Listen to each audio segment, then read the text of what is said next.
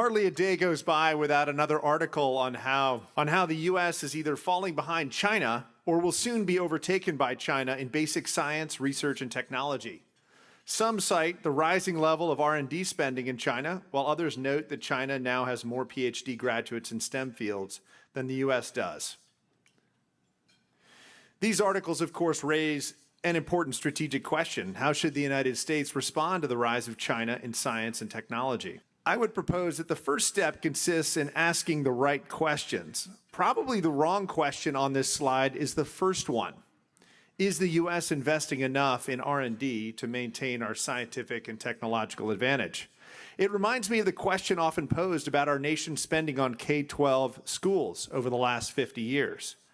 The right question regarding funding for our nation's schools was not how much we should spend on education, but how we should spend it, and specifically whether business model innovations like charter schools could enable better outcomes. The more important questions, I believe, are the others on this slide. What are the most important challenges facing emerging scientists, researchers, and investigators working in the U.S., and how can policy ease those challenges? In a coming era of likely federal budget constraints, what kind of new institutional arrangements or business models can help us maintain or extend the U.S. scientific and R&D competitive advantage? What does one of the most significant discoveries and inventions of the last 40 years, CRISPR and associated Cas9 gene editing, suggest about how we might improve the business models for basic science and R&D funding? And last, how can we redesign government R&D funding and business models to benefit from insights gained from other aspects of our nation's research and educational institutions? In short, the question is not only how much we spend, but how we spend it, and whether our method of funding is likely to reach those scientists and researchers, casting where the fish are swimming or planting seeds in hidden patches of fertile soil. Let's start off with some historical context of government funding of research in the U.S. to see whether it offers us any clues for the future. The earliest example of a federal agency for scientific research was the Survey of the Coast, established in 1807 during Jefferson's presidency, which eventually became the United States Coast and Geodetic Survey. The survey's primary responsibility was to map the coastline of the United States. This was followed by the establishment of the Depot of Charts and Instruments in 1830, whose primary mission was to take care of the Navy's charts, navigational equipment, and chronometers, and which eventually became the Naval Observatory, which is pictured that building on the upper right. Established during the Civil War in 1862, the Department of Agriculture, their primary mission as articulated by its first commissioner, notably named Isaac Newton, was to conduct and disseminate agricultural research. The U.S. Geological Survey was established in 1879 with the responsibility for the, quote, classification of the public lands and examination of the geological structure of mineral resources and products of the national domain.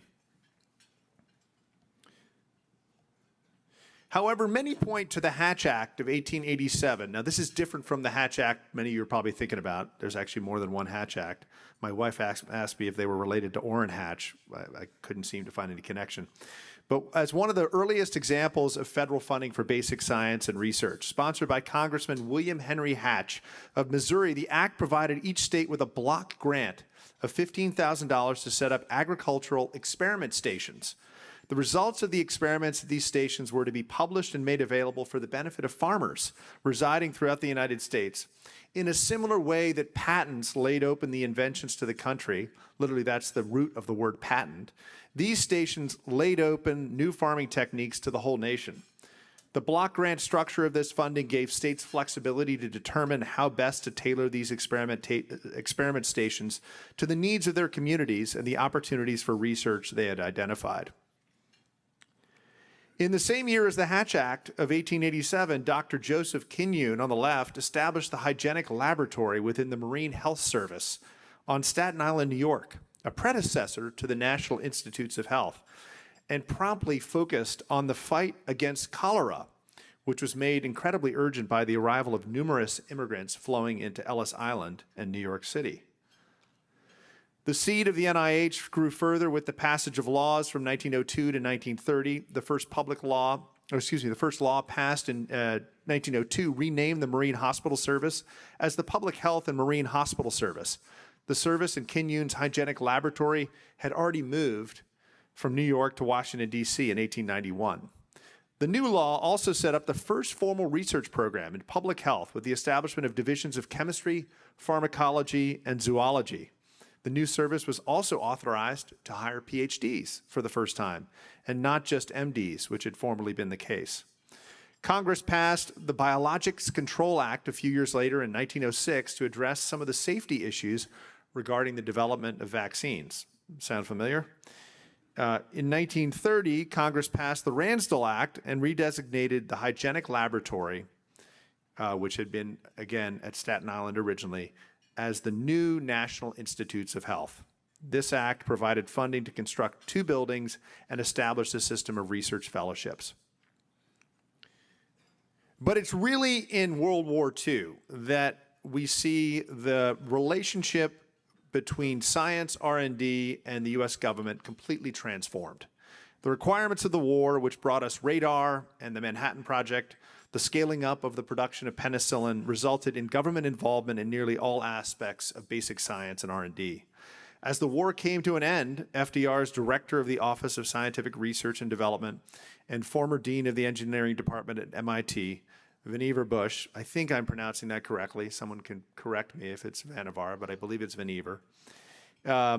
He published a famous report called Science, the Endless Frontier, and outlined a vision for scientific research and development in a post-war environment.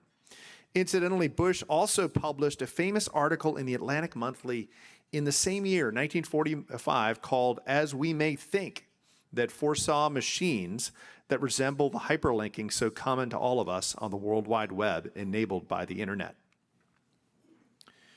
Bush's report, which synthesized the findings of a variety of committees, still offers us important insights regarding the role of government in supporting scientific research and development. His first insight was actually an historical one and even a philosophical one. He said that America is a frontier-opening nation. Echoing Frederick Jackson Turner's great book on the topic, Bush pointed to scientific research and advances as a still open frontier. Now that the Western frontier was settled and America had forsworn any further interest in colonies or overseas possessions, this endless frontier of science loomed large. His second great insight was that academic freedom and the pursuit of truth are foundational to science in the service of the general welfare. Bush wrote, quote, "As long as universities and colleges are vigorous and healthy and their scientists are free to pursue the truth, wherever it may lead, there will be a flow of new scientific knowledge to those who can apply it to practical problems in government, in industry, or elsewhere." His third insight was what works in war will not in peace, and is a variation on insight 2 regarding the importance of academic and scientific freedom. He wrote, quote, "We must remove the rigid controls which we have had to impose and recover the freedom of inquiry and that healthy competitive spirit so necessary to the expansion of the frontiers of scientific knowledge." His fourth insight, and perhaps his most important, was that scientific discoveries come from unexpected sources. Indeed, unexpected even to the investigator or the researcher. Scientific research is not a factory line, and it is not a linear process. He first cited medical discoveries to make this point, and he mentioned in the report Sir Alexander Fleming's serendipitous discovery of penicillin at St. Mary's Hospital in London, which when combined with scale-up partnerships with U.S. pharmaceutical companies saved countless American lives in World War II. Bush expanded his point about discoveries coming from unexpected sources by extending the argument beyond the medical sciences. He wrote, quote, "One of the peculiarities of basic science is the variety of paths which lead to productive advance. Many of the most important discoveries have come as a result of experiments undertaken with very different purposes in mind. The results of any one particular investigation cannot be predicted." Here he could have had in mind the work of Grigor Mendel, the Austrian, Czech, Augustinian friar and biologist, meteorologist, and mathematician, whose humble research in the garden of his monastery in Brno led to great insights in genetics and overturned some of the misconceptions of Darwin on heredity. Or perhaps he had in mind the development of insulin in Canada by a professor graduate student team of Frederick Banting and Charles Best at the University of Toronto. Or maybe he was thinking of how radar developed from some initial research conducted by Watson Watts, a Brit, into the possibility of the Germans using radio signals to build a death ray, and then was tipped off by another scientist to explore the topic of the reflection of radio signals. As Bush saw it, basic research created a fund for new applications and products, something he understood well as the co-founder of Raytheon in the 1920s, the inventor, as George just said, of an analog computer called, I believe, the differential analyzer, and an advisor to the launch of the very first venture capital firm, American Research and Development Corp. He made the point that, quote, new products and new processes do not appear full-grown. They are founded on new principles and new conceptions, which in turn are painstakingly developed by research in the purest realms of science. Bush also offered an important insight about the context that he was operating in. At the end of World War II, much wealth that had previously sustained medical research had been drawn down from both the effects of the Depression and World War II. He also mentions that, quote, industry is only to a limited extent a source of funds for basic medical research. His points do raise an interesting contrast with the current context we find ourselves in, where private foundations and enormous university endowments, as well as large companies, are more able to contribute to basic science and research, especially if tax policy and incentives are aligned to encourage such investments. Bush also recognized the need to strengthen medical research across the country, and not just in those regions and areas that have historically had the wealth to do so. He recognized the risk that his proposed National Research Foundation might become captured by the incumbent leaders in research, a problem common to government programs often referred to as agency capture. Quote, the National Research Foundation must therefore be free to place its researcher grants not only with those institutions which have a demonstrated research capacity, but also with those other institutions whose latent talent or creative atmosphere afford promise of research success. Bush is proposing an architecture for seed funding of research at smaller institutions across the country. Bush noted also that science cannot ignore the question of employment and opportunity for the common man, including the forgotten man of the Depression. He made the case that science can even enhance competitiveness in international trade. He wrote, quote, we will not get ahead in international trade unless we offer new and attractive and cheaper products. Where will these products come from? How will we find ways to make better products at lower cost? The answer is clear. There must be plenty of men and women trained in science and technology, for upon them depend both the creation of new knowledge and its application to practical purposes. The upper right is an advertisement for Raytheon and some of their products, again, the company of which he was a co-founder. His next insight pertained to the political economy of scientific research. He understood that tax laws shape the incentives to spend on research.